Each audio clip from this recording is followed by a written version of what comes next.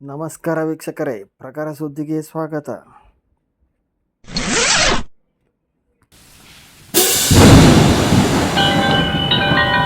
ಕಾರ್ಯನಿರತ ಪತ್ರಕರ್ತರ ಸಂಘದ ಮಕ್ಕಳಿಗೆ ಪ್ರತಿಭಾ ಪುರಸ್ಕಾರ ಸಮಾರಂಭ. ಹಾವೇರಿ ನಗರದ ಗುರು ಸಿದ್ದರಾಮೇಶ್ವರ ಮಂಗಲ ಭವನದಲ್ಲಿ ನಡೆದ 2024ನೇ ಸಾಲಿನ ಪ್ರತಿಭಾ ಪುರಸ್ಕಾರ ಸಮಾರಂಭವನ್ನು ಮಾಜಿ ಮುಖ್ಯಮಂತ್ರಿ ಬಸವರಾಜ ಬೊಮ್ಮಾಯಿ, ಸಚಿವ ಕಾನಿಪ ರಾಜ್ಯ ಅಧ್ಯಕ್ಷ ಶಿವಾನಂದರಾಗಿ, ಚೇತಕ ಅಹಮದ್ ಸೇರಿದಂತೆ ರುದ್ರಪ್ಪ ಲಮಾಣಿ ಅವರು ಭಾಗವಹಿಸಿದ್ದರು.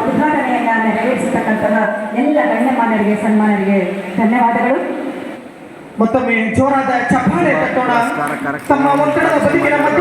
ಬೊಮ್ಮಾಯಿ ಅವರು ಹಾವೇರಿ ಜಿಲ್ಲೆ ಕಾರ್ಯನಿರತ ಪತ್ರಕರ್ತರ ಸಂಘ ಜಂಟಿಯಾಗಿ ರಾಜ್ಯ ಮಟ್ಟದ ಪ್ರತಿಭಾ ಪುರಸ್ಕಾರವನ್ನು ಹಾವೇರಿಯಲ್ಲಿ ಮಾಡ್ತಿರುವಂಥದ್ದು ನಮಗೆಲ್ಲರಿಗೂ ಕೂಡ ಭಾಳ ಸಂತೋಷ ತಂದಿದೆ. ಈ ಎರಡೂ ಸಂಘಟನೆ ಇಲ್ಲದ ಪತ್ರಕರ್ತರು ಇದ್ದಾರೆ ಅಂದಂಗೆ ಆಗ್ತದೆ. ಶಿವಾನಂದ ಎಲ್ಲರೂ ಕೂಡ ಇವೆರಡು ಕಾರ್ಯನಿರತ ಪತ್ರಕರ್ತರು, ಕಾರ್ಯನಿರತ ಇಲ್ಲದ ಪತ್ರಕರ್ತರು. ಅದೇನು ತಪ್ಪಂತ ನಾನು ಹೇಳ್ತೇನೆ.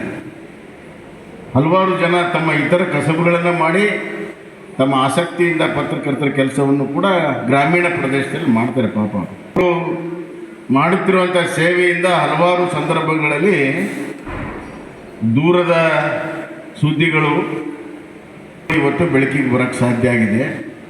ಆದರೆ ಕರ್ನಾಟಕದ ಬೆಳವಣಿಗೆಗೆ ಕಾರ್ಯನಿರತ ಪತ್ರಕರ್ತರ ಒಂದು ಪಾಲು ಬಹಳ ದೊಡ್ಡದಿದೆ ಅನ್ನುವಂಥ ಮಾತನ್ನು ಗ್ರಾಮೀಣ ಹಾಗೂ ಪ್ರಜಾಪ್ರಭುತ್ವದ ಮುಖ್ಯ ಅಂಗ ಪ್ರಾದೇಶಿಕ ಸುದ್ದಿಯ ಜೀವಾಳ ಅವರಿಗೆ ಮಕ್ಕಳಿಗೆ ಪ್ರತಿಭಾ ಪುರಸ್ಕಾರ ಮಾಡುವುದು ಶ್ಲಾಘನೀಯ ಎಂದು ಹೇಳಿದರು. ನಂತರ ಹಲವು ಪ್ರತಿಭೆಗಳಿಗೆ ಪುರಸ್ಕಾರವನ್ನು ಮಾಡಲಾಯಿತು. ಈ ಕಾರ್ಯಕ್ರಮವನ್ನು ಶಿವಾನಂದ್ ಪಾಟೀಲ್ ನಡೆಸಿಕೊಟ್ಟರು.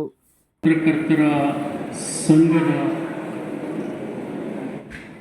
ಹಾವೇರಿ ಜಿಲ್ಲಾ ಕಾರ್ಯನಿರತ ಪತ್ರಕರ್ತರ ಸಂಘದ ರಾಜ್ಯ ಮಟ್ಟದ ಪ್ರತಿಭಾ ಪುರಸ್ಕಾರದಲ್ಲಿ ಆಸೀನರಾಗಿ ಇಲ್ಲಿಯವರೆಗೆ ಮಾತನಾಡಿ ನಮ್ಮನ್ನು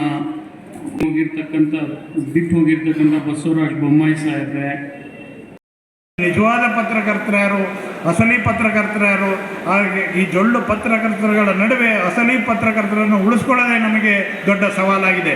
ನೈಜ ಪತ್ರಕರ್ತರನ್ನು ಉಳಿಸ್ಕೊಳ್ಳೋದೇ ದೊಡ್ಡ ಸವಾಲಾಗಿದೆ. ನಮಗೆ ಒಂದು ಏನಂದರೆ, ನಮಗೆ ಅನೇಕ ಜನರಿಗೆ ನಾವು ಹೇಳ್ತಾ ಇರ್ತೀವಿ, ಒಂದು ಪ್ರಶಸ್ತಿ ಕೊಟ್ಟ ತಕ್ಷಣ ನಮ್ಮ ಅರ್ಹತೆ ಮೇಲಕ್ಕೆ ಹೋಗಲ್ಲ. ನಾವು ದಾರಿಯಲ್ಲಿ ಹೋಗುವಾಗ 4 ಜನರು ನಮ್ಮ ಬೆನ್ನ ಹಿಂದೆ ಯಾರಾದರೂ ಒಬ್ಬ ಒಳ್ಳೆ ವ್ಯಕ್ತಿ ಹೋಗ್ತಾ ಇದ್ದಾರೆ, ಒಬ್ಬ ಒಳ್ಳೆ ಪತ್ರಕರ್ತ ಹೋಗ್ತಾ ಇದ್ದಾನೆ ಅಂದರೆ ಅದು ನಮಗೆ ನಿಜವಾದ ಪ್ರಶಸ್ತಿ ಕೊಟ್ಟಾಗೆ, ಪದ್ಮಶ್ರೀ ಪ್ರಶಸ್ತಿ ಕೊಟ್ಟಷ್ಟೇ ಸಾರ್ಥಕ ಅಂತೇಳಿ ನಾವು ಭಾವಿಸ್ತಿದ್ವಿ. ಹಾಗಾಗಿ ಈ ಕಾರ್ಯಕ್ರಮದ ಉತ್ಸಾಹದ ಮೆರಗನ್ನು ನೆರವೇರಿಸಲಿದೆ. ಧರ್ಮೋರಕ್ಷಕ ಅಂತಕ್ಕಂತಹ ಮಾತು ಕೂಡ ಪ್ರಸ್ತುತ ದಿನಮಾನಗಳಲ್ಲಿ ಅಷ್ಟೇ ಸತ್ಯ. ಸಾಂಕೇತಿಕವಾಗಿ ಗಿಡಕ್ಕೆ ನೀಡುವುದರ ಮೂಲಕ ಉದ್ಘಾಟನೆಯನ್ನ ನೆರವೇರಿಸತಕ್ಕಂತಹ ಎಲ್ಲ ಗಣ್ಯಮಾನ್ಯರಿಗೆ, ಸನ್ಮಾನರಿಗೆ ಧನ್ಯವಾದಗಳು. ಮತ್ತೊಮ್ಮೆ ಜೋರಾದ ಚಪ್ಪಾಳೆ ತಟ್ಟೋಣ. ತಮ್ಮ ಒತ್ತಡದ ಬದುಕಿನ ಮಧ್ಯೆ